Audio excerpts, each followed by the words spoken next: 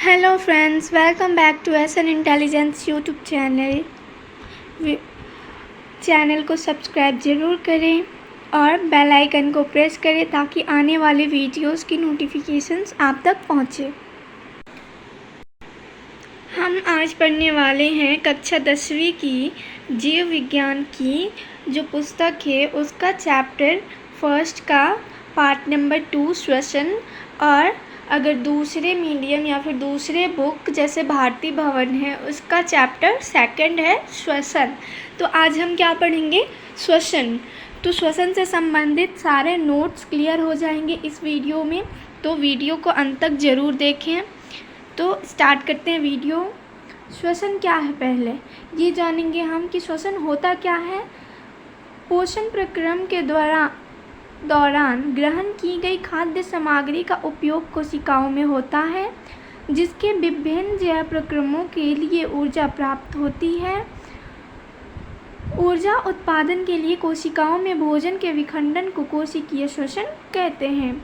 जो भोजन का विखंडन होता है या फिर ऊर्जा प्राप्ति के लिए जो खाद्य पदार्थ मनुष्य या जीव जंतुओं द्वारा ग्रहण किया जाता है उसे विखंडित करने के लिए उन खाद्य पदार्थ के जटिल अणुओं को विखंडित करने के लिए श्वसन क्रिया की आवश्यकता पड़ती है। तो श्वसन टोटली मिला के क्या बोला जा सकता है? श्वसन वह प्रक्रिया है जिसके अंतर्गत पोषक पदार्थों को ग्रहण किए गए पोषक पदार्थों को उनके कार्बनिक अणुओं से विभक्त किया जाता है। ठीक है। फिर इसमें विभिन्न पद्धतियों द्वारा ग्लूकोज का विखंडन, जो मानव होता है वो क्या लेता है पोषण के रूप में? ग्लूकोज लेता है। ग्लूकोज का सूत्र होता है C6H12O6। ठीक है। ग्लूकोज का क्या सूत्र होता है? C6H12O6। ये ग्लूकोज का रासायनिक सूत्र है C6H12O6। तो ग्लूकोज का विखंडन चरणबद्ध यहाँ पे दिया गया है किस प्रकार ग्लूकोज का विखंडन होता है कोशिका में हमारे। तो ये रहा ग्लूकोज C6H12O6।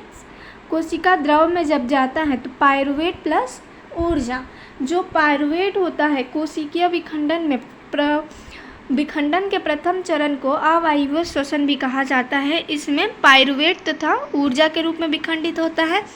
फिर ऑक्सीजन की अनुपस्थिति में पायरुवेट का विखंडन किस में होता है? इथेनॉल, कार्बन डाइऑक्साइड और ऊर्जा जैसे यीस्ट किण्वन की एक प्रक्रिया होती है, वो अवायवीय श्वसन। ये ऑक्सीजन, अब अवायवीय श्वसन क्या है? तो श्वसन की वह प्रक्रिया जो वायु अर्थात ऑक्सीजन की अनुपस्थिति में संपन्न होती है अवायवीय श्वसन कहलाती है। ठीक है।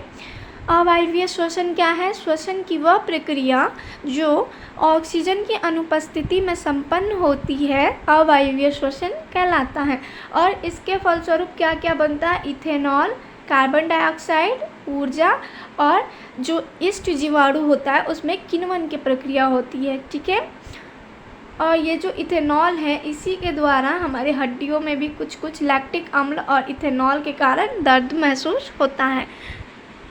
अब ऑक्सीजन का अभाव अर्थात अनुपस्थिति, वही लैक्टिक अम्ल और ऊर्जा हमारी पूरी कोशिका में, जो हमारी कोशिका होती है उसके अंदर लैक्टिक अम्ल और ऊर्जा उत्पन्न होता है। ये लैक्टिक अम्ल जब जोड़ों के पास पहुंचता है तो हमारे हड्डियों में और मांसपेशियों में तो नहीं, लेकिन मांसपेशियों में भी बहुत दर्द महसूस होता है जब वायु की अनुपस्थिति में हमारे भोजन अणुओं का विखंडन होता है। अर्थात ग्लूकोज का जब अवायवीय श्वसन की क्रिया में ग्लूकोज का विखंडन होता है तो ये सारी क्रियाएं होती हैं।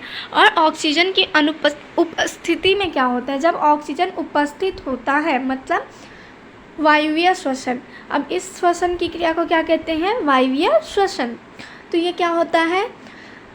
श्वसन की वह प्रक्रिया जो ऑक्सीजन की उपस्थिति में संपन्न होती है वायवीय श्वसन कहलाती है। ठीक है। तो इसमें क्या क्या बनता है? कार्बन डाइऑक्साइड, जल, ऊर्जा।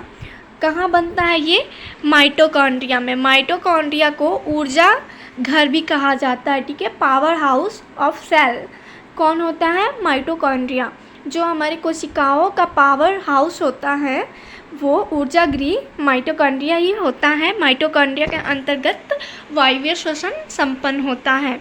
ठीक है, अब चलते हैं श्वसन। मैंने अभी समझा दिया है वायवीय श्वसन और अवायवीय श्वसन, मैंने पहले ही चर्चा कर दिया है। इसे अब कुछ लिखा हुआ सजा सा है, इसका स्क्रीनशॉट आप लोग ले लें ताकि आपको रिमेंबर करने में आसानी हो। तो इसको भी एक बार रीड कर देते हैं हम, क्या कहता है। ऑक्सीजन की उपस्थिति में होता है जो वायवीय श्वसन होता है। मैंने बताया था पीछे ही, अभी जस्ट कुछ सेकंड पहले ही चर्चा किया कि ऑक्सीजन की उपस्थिति में होने वाली श्वसन की क्रिया को क्या कहते हैं, वायवीय श्वसन।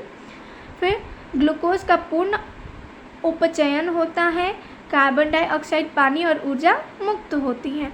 जो इसमें होता है ग्लूकोज, उसका पूर्ण रूप से उपचयन अर्थात ऑक्सीकरण होता है। ठीक है, और कार्बन डाइऑक्साइड जल तथा ऊर्जा मुक्त होता है इस क्रिया के फलस्वरूप, वायवीय श्वसन के फलस्वरूप। ठीक है, यह कोशिका द्रव व माइटोकॉन्ड्रिया में होता है। जो पावर हाउस होता है माइटोकॉन्ड्रिया, या तो माइटोकॉन्ड्रिया में संपन्न होगा, नहीं तो कोशिका द्रव में संपन्न होगा। अधिक ऊर्जा उत्पन्न होता है अर्थात 36 ATP। ये ऐसे भी क्वेश्चन पूछा जाता है कि एक ग्लूकोज के विखंडन में कितने ATP का निर्माण होता है। ये काफ़ी हद तक मुझे इस बार डाउट है कि 1 नंबर के लिए ये क्वेश्चन पूछा जाएगा कि ग्लूकोज के एक अणु के विखंडन के फलस्वरूप कितने ATP का निर्माण होता है। ठीक है, तो उसका आंसर होगा 36। कितना होगा, 36 ATP का निर्माण होता है वायवीय श्वसन में एक ग्लूकोज के अणु के विखंडित होने के फलस्वरूप। एग्जाम्पल के लिए क्या हो जाएगा, ये क्रिया ज़्यादातर मानव में संपन्न होती है, वायवीय श्वसन। और यहाँ ATP दिया है, ATP का फुल फॉर्म क्या होता है, एडेनोसाइन ट्राईफॉस्फेट। ठीक है, कोई भी पूछ सकता है आपसे कि ATP का फुल फॉर्म क्या होता है, तो आपको बोलना है एडेनोसाइन ट्राईफॉस्फेट। ठीक है, अब अवायवीय श्वसन देख लेते हैं। ऑक्सीजन की अनुपस्थिति में होता है। मैंने जिक्र किया था कि अवायवीय श्वसन एक ऐसी क्रिया है जो ऑक्सीजन की अनुपस्थिति में संपन्न होती है। फिर ग्लूकोज का अपूर्ण उपचयन होता है जिसमें एथेनॉल, लैक्टिक अम्ल, कार्बन डाइऑक्साइड और ऊर्जा मुक्त होती है। ठीक है, यह केवल कोशिका द्रव में संपन्न होता है, ये सिर्फ कोशिका द्रव में ही संपन्न होता है। जबकि ये जो वायवीय श्वसन है कोशिका द्रव और माइटोकॉन्ड्रिया दोनों में हो सकता है, किसी एक में ही होगा लेकिन हो दोनों में सकता है। कम ऊर्जा उत्पन्न होता है, मतलब कि अवायवीय श्वसन के फलस्वरूप जो ग्लूकोज का एक अणु है उससे 2 ATP अणुओं का निर्माण ही हो पाता है। एग्जाम्पल के लिए है ईस्ट में किण्वन की प्रक्रिया भी होती है, अवायवीय श्वसन के प्रकार ही होता है वो भी, उसके लिए दूसरा हम टॉपिक उठाएंगे। आप देखते हैं मानव श्वसन तंत्र, ये कितने भागों में विभक्त होता है, किस प्रकार से विभक्त होता है, ये भी देख लेते हैं। नासाद्वार, मतलब जो हमारी नासिका छिद्र, नासिका द्वार होता है, नासा द्वार हो सकता है ये भी होता हो लेकिन ज़्यादातर नासिका द्वार होता है। नासिका द्वार, ग्रसनी, ग्रासनली, कंठ, श्वासनली, श्वसनी, और क्या होता है फिर श्वास नलिका, फुफ्फुस, फेफड़े अर्थात कुपिका कोश, फिर रुधिर वाहिकाएँ। ये जो नाम है आप नोट करके रख लीजिए क्योंकि बहुत बार पूछा जा चुका है मानव में श्वसन तंत्र कितने भागों में विभक्त होता है, उनके नाम लिखे। तो नासिका द्वार, ग्रसनी, कंठ, श्वास नली, श्वसनी, श्वास नलिका, फुफ्फुस, कुपिका कोश एवं रुधिर वाहिकाएँ। अब यहाँ पे एक चित्र दिया हुआ है, डायग्राम दिया हुआ है, ये डायग्राम के माध्यम से भी स्पष्ट करने के लिए आता है क्वेश्चन कई बार। तो अगर आप ये डायग्राम बना के आते हैं तो आपको फुल में फुल मार्क्स मिलने के चांसेस हैं। ठीक है, आगे बढ़ते हैं। अब है मानव श्वसन क्रिया। जो मानव में श्वसन होता है वो किस प्रकार से होता है, तो श्वसन 2 प्रकार से मानव में संपन्न होता है, अंतर श्वसन और उच्छ्वसन। श्वासोच्छ्वास एवं इस प्रक्रिया को, इन दोनों प्रक्रिया को श्वासोच्छ्वास कहते हैं। दोनों प्रक्रिया सम्मिलित रूप को ही अंतःश्वसन तथा उच्छ्वसन को श्वासोच्छ्वास कहते हैं। ठीक है। अंतःश्वसन के दौरान क्या क्या होता है? वृक्षीय गुहा फैलती है, फिर पसलियों में संगलन पेशियाँ सिकुड़ती हैं। फिर एक और पॉइंट है, वक्ष ऊपर और बाहर की ओर गति करता है, गुहा में वायु का दाब हो जाता है और वायु फेफड़ों में भरती है। ठीक है। और जो उच्छ्वसन जो है उसमें क्या होता है? वक्षीय गुहा अपने मूल आकार में वापस आ जाता है, पसलियों की पेशियाँ शिथिल हो जाती हैं, वक्ष अपने स्थान पर वापस आ जाता है, गुहा में वायु का दाब बढ़ जाता है और वायु अर्थात कार्बन डाइऑक्साइड फेफड़ों से बाहर हो जाता है। ठीक है। अब ये अंतःश्वसन और उच्छ्वसन क्या होता है इसको भी अच्छे से देखते हैं। अंतःश्वसन, सांस द्वारा वायुमंडल से गैसों को अंदर ले जाना है। जो अंतःश्वसन की क्रिया है, जो हम लोग सांस अंदर की ओर ग्रहण करते हैं, वो अंतःश्वसन है। उच्छ्वसन, फेफड़ों से वायु या गैसों का बाहर निकलना। जो श्वसन की क्रिया के अंतर्गत जब हम ऑक्सीजन अंदर की ओर ग्रहण करते हैं तो उसके फलस्वरूप जो हमारे माइटोकॉन्ड्रिया में ग्लूकोज का विखंडन होता है, उसके फलस्वरूप कार्बन डाइऑक्साइड भी बनता है, ऊर्जा भी बनता है, ये हमने पढ़ा था। ठीक है। और 36 ATP भी बनते हैं। तो जो कार्बन डाइऑक्साइड है हमारे लिए वेस्ट प्रोडक्ट का वो कार्य करता है, हमारे लिए किसी काम का नहीं है कार्बन डाइऑक्साइड, तो उसको बाहर निकालने की क्रिया को क्या कहते हैं? उच्छ्वसन। ठीक है। स्थलीय जीव में किस प्रकार होता है?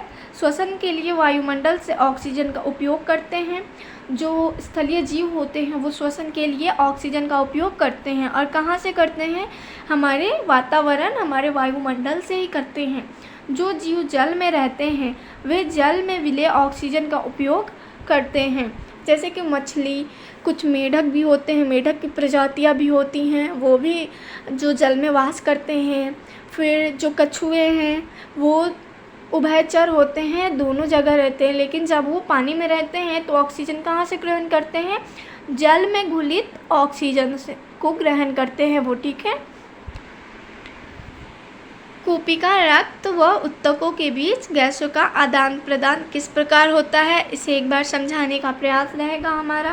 पहला पॉइंट, वायु O2 से समृद्ध कूपिका, फिर ये जब लेकर जाता है रक्तवाहिका, रक्तवाहिका से O2 RBC में हीमोग्लोबिन के साथ मिलकर HbO2 बनाती है। ठीक है। फिर उसके बाद CO2 का उत्पादन अर्थात कार्बन डाइऑक्साइड का उत्पादन उत्तकों में इस प्रकार ये क्रिया होती आती है, इस प्रकार। फिर धमनी द्वारा ऑक्सीजन उत्तकों में पहुंचती है, ग्लूकोज का ऑक्सीकरण होता है, फिर कार्बन डाइऑक्साइड का उत्पाद होता है। फिर इधर सेकंड प्रक्रिया है